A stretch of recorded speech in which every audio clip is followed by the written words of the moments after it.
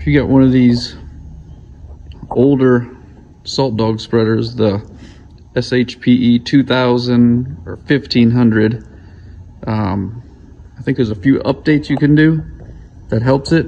A couple little tips.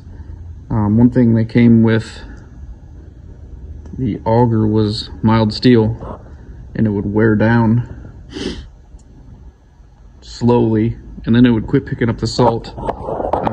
You can get a new stainless auger that fits right in there. It's not too expensive and it seems like they never really wear out. That's a good time to put some new bearings and stuff in. It's not real hard to put in. If you just flip the spreader upside down, you can get to it pretty easy.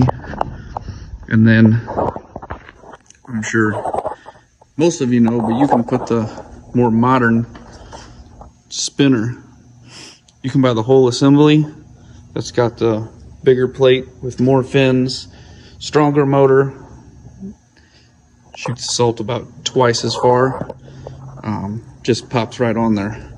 But that whole thing is going to cost you about 800 bucks. So here's the spinner from one of the old units, one of the early ones. This one's probably 15 years old. It works okay, but it's only got 4 fins. It's got the small plate. I got this one set up just for a backup one, but everybody complains about the spinner motors going out on these pretty frequently.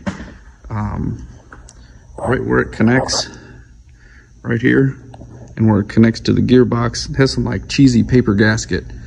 So, I mean, this is pretty ugly what I got going here, but it works good. Just bolt your new motor to the gearbox.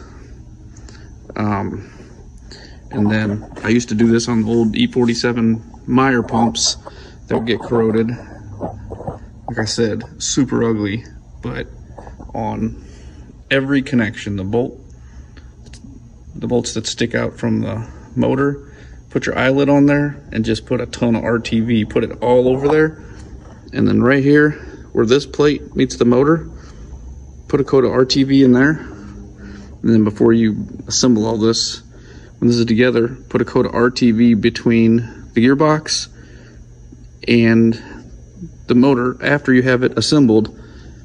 And doing all that, these can't corrode.